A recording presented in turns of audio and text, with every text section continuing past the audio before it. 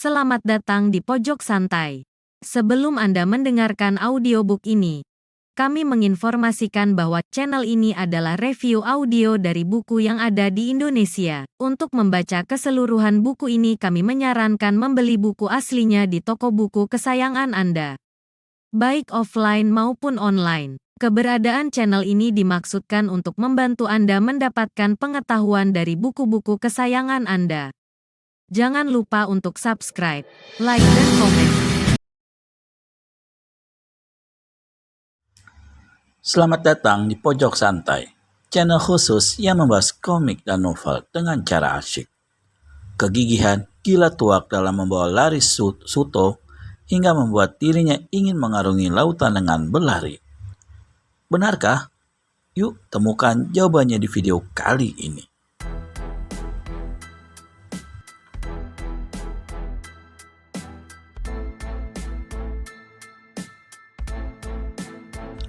Pada saat itu, bidadari jalan menyusul dengan sentakan suara kemarahannya. "Mau lari kemana kau, Sabawana?" Mata perempuan itu memandang tajam, penuh pijar-pijar kemarahan. Gila tuak diam, memandangnya sebentar sambil dalam posisi setengah jongkok karena harus memijit-mijit tengkuk soto yang masih muntah tanpa cairan lagi itu. "Nawang, kau lihat perahu yang bergerak itu? Perhatikanlah gambar pada layarnya." Bidadari jalan menatap ke laut. Ia sedikit terperangah melihat perahu layar bertiang tunggal. Di layar itu ada gambar tombak bersilang dengan naga melingkar di tengahnya. "Iblis Pulau Bangkai," geram bidadari jalang setelah mengenali simbol pada layar perahu tersebut. "Aku tahu kau punya urusan pribadi dengan Iblis Pulau Bangkai. Agaknya ia datang untuk membalas dendam atas kematian gurunya yang tempo hari pernah kau hancur leburkan dengan ilmu guntur baja. Jelas sekarang murid tunggalnya yang bernama Nagadipa sudah menguasai seluruh ilmu Iblis Pulau Bangkai. Mau tak mau, kau akan berhadapan dengannya, Nawang Tresni. Demi keselamatan anak ini, aku harus menyelamatkannya dan menyembunyikannya." "Tidak bisa!" sentak bidadari jalang. "Percayalah padaku, Nawang Tresni. Serahkan dulu anak ini, biar ku turunkan seluruh ilmuku padanya. Nanti kau boleh mengambilnya kembali. Kau tak mungkin menghadapi aku dan Iblis Pulau Bangkai itu secara bersamaan. Kau pasti kesulitan, Nawang Tresni. Hadapilah dulu musuh utamamu itu. Setelah itu, kalau kau mau bikin perhitungan denganku, silakan." Bidadari jalang diam mematung. Matanya menatap laju perahu yang tampak semakin cepat mendekati arah pantai. Ia berpikir beberapa saat. Ia mempertimbangkan kekuatan lawannya yang akan datang itu. Ilmu dari Iblis Pulau Bangkai cukup berbahaya. Dulu, ia mengalahkan Iblis Pulau Bangkai dalam keadaan belum terkena racun birahi. Tapi sekarang, dalam keadaan seperti ini, mungkinkah dia akan unggul melawan murid iblis itu, yakni Nagadipa? Jika menurut perhitungannya, ia tidak akan unggul. Apakah harus melarikan diri atau nekat melawannya?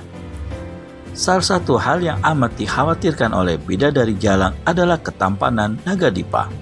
Dulu, ketika bidadari jalang melawan Iblis Pulau Bangkai, hampir-hampir ia terbunuh karena kelengahannya.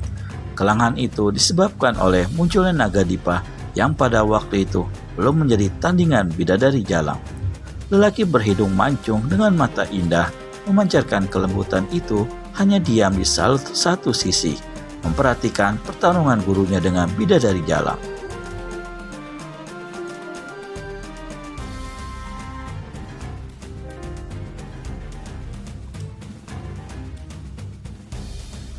Dan pada waktu itu, bidadari jalang sering mencuri pandang ke arah lelaki tegap dan perkasa itu, sehingga hampir saja pukulan dahsyat Iblis Pulau Bangkai mengenai bagian rawannya.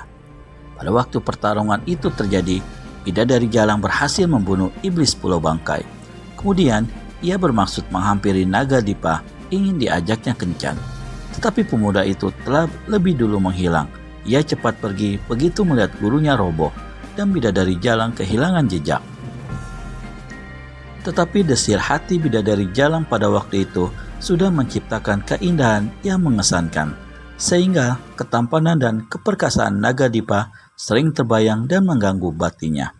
Sebenarnya mudah saja buat bidadari jalang untuk mengalahkan Nagadipa nanti. Dengan senyumannya, ia bisa membuat pria itu tak berdaya, pasrah dan dimabuk asmara. Tetapi repotnya, bidadari jalang pasti tergoda juga birahinya. Padahal setiap birahinya muncul, maka kekuatannya akan berkurang dan sebagian ilmunya akan rusak, hilang. Karenanya, sudah sekian lama bidadari jalang menahan diri agar tidak mudah terpancing birahi, supaya kekuatannya tidak nyaris habis. Emang begitulah akibat terkena racun birahi. Tapi sekarang, ia harus berhadapan dengan Nagadipa yang konon keturunan bangsawan dari tanah seberang. Mampukah ia menahan serangan luar dalam dari murid iblis Pulau Bangkai itu? Kalau saja bidadari jalang mampu melawan jurus-jurus mautnya Nagadipa, apakah dia masih mampu melawan godaan birahi dari ketampanan Nagadipa? Apakah dia mampu menghindari ajakan bercumbu yang terpancar lewat mata si tampan itu? Agaknya, kebimbangan hati bidadari jalang tersadap oleh indera keenam si Gila Tuak. Karenanya, sebelum kapal itu menepi, Gila Tuak sempat mengajukan saran.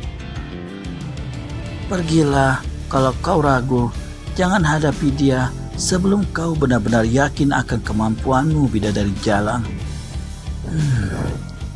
Bidadari jalang mencibir sinis. "Kau pikir aku gentar menghadapi Nagadipa? Sebaiknya kau saja yang pergi, bawa anak itu agar tidak menjadi korban kemarahan Nagadipa." "Menjadi korban? Hah? Apa hubungannya? Dia akan menyangka Suto adalah anakku." Si Gila Tua terkekeh. "Mana mungkin dia menyangka begitu? Suto dengan kamu tidak punya kemiripan sedikit pun. Dan lagi, kalau sampai dia mengusik Suto, dia harus bangkit dari kuburnya." Perahu semakin dekat, semakin jelas bentuk layar tiang dan atap rumbia di tengahnya. Gila Tuak segera beranjak mundur dan berkata kepada bidadari jalang, "Aku akan menjadi penontonmu, bidadari jalang. Nah, selamat bertarung.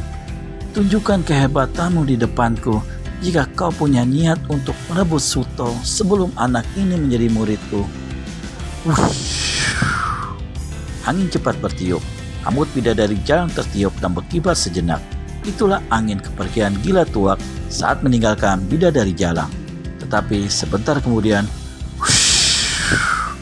angin cepat datang lagi. Gila Tua terkekeh. Ia lupa membawa Suto saat pergi tadi. Kini Suto digendongnya, dan sebelum si Gila Tuak melesat lagi, Suto buru-buru berkata, "Jangan ajak aku terbang, kek. Aku sudah sangat puyeng." "Baiklah, mari kita jalan saja ya, nak." Karena menuruti rengekan bocah tanpa pusar itu, akhirnya Gila Tuak pun jalan dengan santai menuju ke sebuah tempat, yaitu tebing karang yang tidak terlalu tinggi.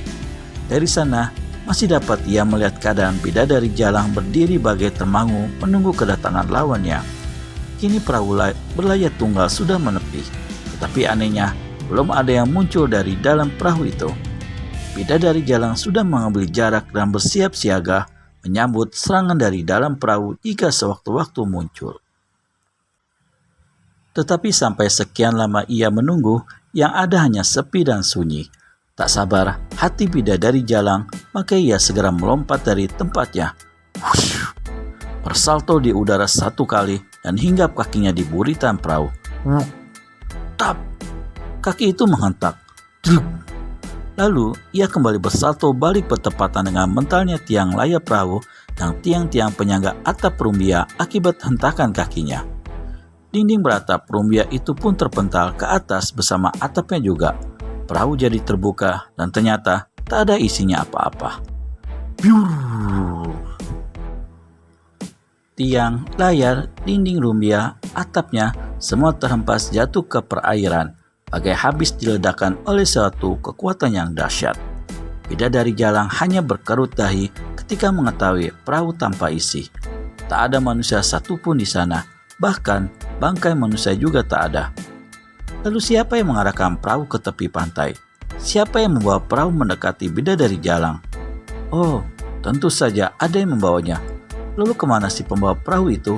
Apakah bersembunyi di dalam air di bawah perahunya itu? Benarkah perahu itu tak berpenghuni? Temukan jawabannya di video selanjutnya hanya di channel Pojok Santai. Segera subscribe dan tekan tombol lonceng untuk mendapat notifikasi video terbaru dari kami. Terima kasih dan sampai bertemu kembali.